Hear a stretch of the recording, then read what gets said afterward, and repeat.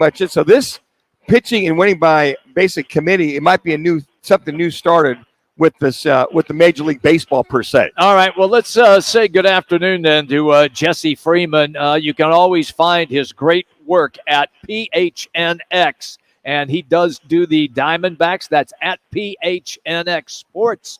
Jesse's our guest on Rockin' Manooch with Jimmy B. Jesse, it's Jimmy B and Manooch today. How are you, pal?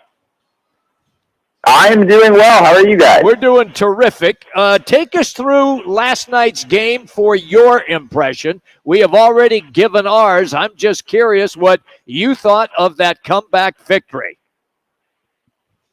Yeah, I think it was the kind of game that the Diamondbacks just haven't really been winning this year. There have certainly been, they've had their share of bullpen meltdowns. I think those games are pretty well documented, and Diamondbacks fans are probably more familiar with them than they would like to be. But yesterday was very much the opposite, right? The Diamondbacks faced Aroldis Chapman in the ninth inning. Ketel Marte comes through with a huge solo home run.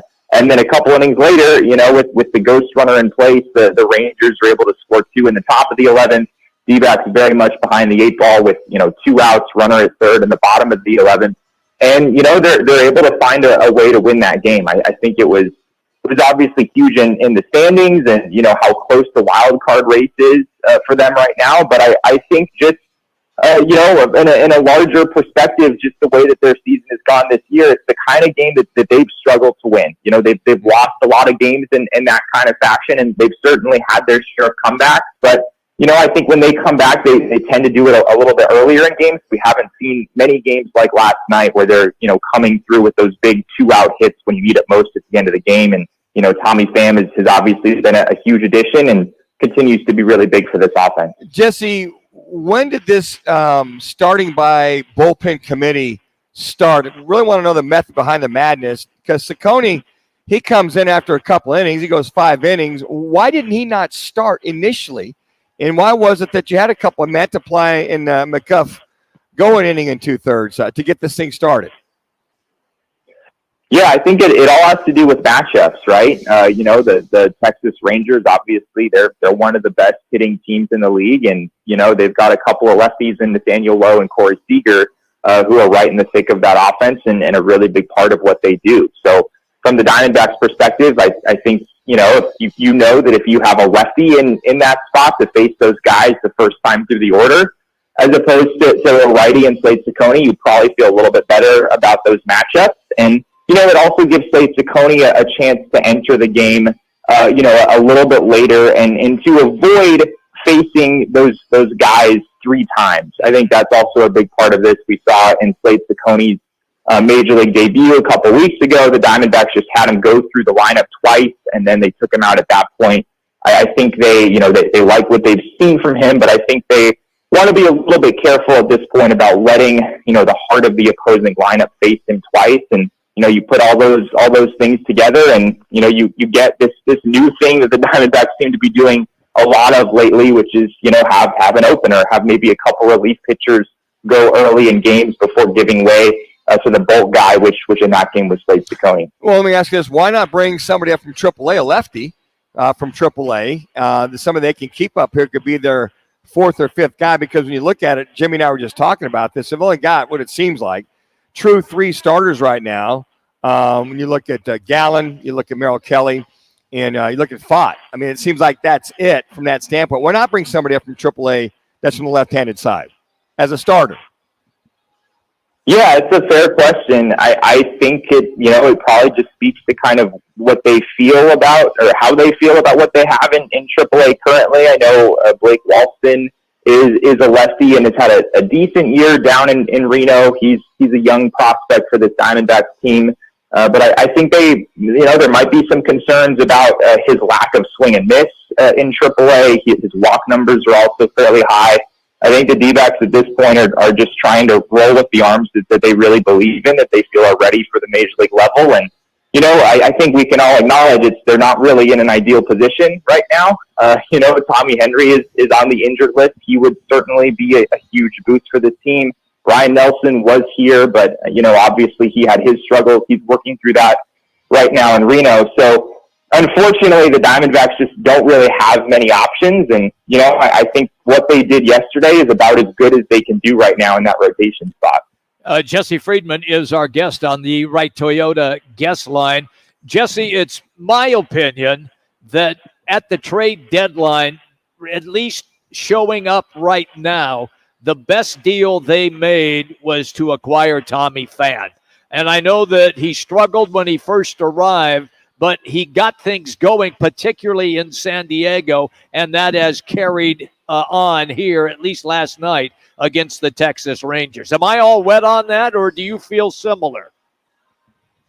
Yeah, I think I would probably say the same. I think Paul Sewald has also been a big addition for the team. It hasn't necessarily been pretty in the ninth inning every time he's been out there, but he's converted all of one save opportunity at this point. There was that ugly one in Minnesota.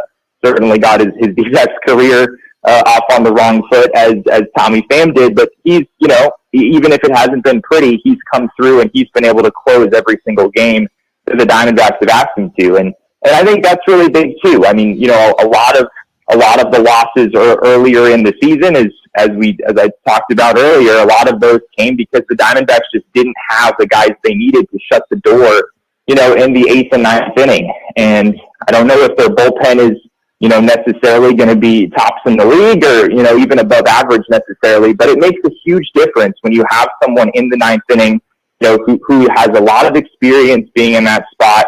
And even though it hasn't been pretty, he has been able to convert in, all but one occasion up to this point. So, yeah, I think Paul Sewald has been huge too, but, between him and Tommy Pham, both of those guys have really been key contributors here in the last few weeks. Jess, everybody talks about this team getting hot hitting and their bullpen coming alive, but I got to tell you, I really feel Torey Lovullo should get the red badge of courage by keeping these young men together after losing 9 in a row and succumbing the way they have after the All-Star break. Now, here they are, winning 8 out of the last 10, and the way they're doing it, there's got to be some kind of a monthly award, maybe at the end of August, for manager of the month to get these guys back on track. Yeah, no doubt. I think Torey, certainly the last few years, he hasn't necessarily had ideal rosters to work with. And even this year, I think this Diamondbacks roster still has its flaws. But yeah, I mean, if you were looking at this Diamondbacks team 2 weeks ago and it kind of looked like they were a team that was just going to fade down the stretch and, maybe finish 4 or 5 games out of a postseason spot, that probably would have been a pretty fair assessment, right? I mean, that's kind of the direction they were heading. In baseball, things can change quickly, and even though it didn't necessarily look like that was going to happen at the time, that's exactly what's happened. As you said, 8 out of the last 10. There's still some big tests coming up, a huge series against the Cincinnati Reds this weekend. A lot of good teams that the Diamondbacks still have to play. I think they still have their work cut out for them. But yeah, it's been a dramatic turnaround. It's been, one of the biggest turnarounds I can possibly imagine, from, losing as many games in a row as they did, losing 25 out of 32. And, they got down to 3.5 games out of the last wild card spot. And here we are, they're a half game out and they're right in the thick of the race again. Man, thank you for your time. Enjoy tonight's game. I know it's going to be interesting once again. Thank you, Jesse. Have a great night. All right, guys, take care. There you go. Jesse Friedman. You can always read his stuff at PHNX. That's PHNX Sports. And you can follow Jesse on Twitter at Jesse N. Friedman. Once again, that is on Twitter or X, whichever you happen to prefer. Jesse's always driven by All City Towing, and currently they have positions available. That's right. If you're looking for a new gig, they have excellent salary and very nice benefits as well, including a 401k with a 50% match option. Now, you don't find that in many places anymore. So once again, it's All City Towing. So how do you get hired at All City Towing? Simple. Just go on their website, allcitytowing.com, click on careers. That's allcitytowing.com and click on careers. Once again, it's allcitytowing.com. Now, look, we are the good guys of sports talk radio. And the reason we say that is because what I'm going to tell you next. You want to make plans to join us for the NFL season opener at the CAZ Sportsbook at Casino Arizona. We're going to host our inaugural Watch, Win, and Wager kickoff party. And here's the best part. We're going to have cold, hard cash giveaways. Everyone who attends gets free $25 quarter squares, I should say, throughout the game. Plus, you'll be entered to win, and get this, a 75-inch big screen TV. That's it, 75-inch big screen TV, and we're going to give it away in the fourth quarter. Now, you got to join us because it's going to be a great time. Also, some special guests will be there. And how about the Rockin' Manooch Lager for just $4? That's right, a brewski for $4. It's going to be awesome. It's the Watch, Win, and Wager kickoff party. It's Thursday, September 7th. The Detroit Lions and the Kansas City Chiefs will open the NFL season. We'll see you at Casino Arizona, the CAZ Sportsbook, and the CAZ Sports Bar. All right, everybody, coming back, it's going to be on this day.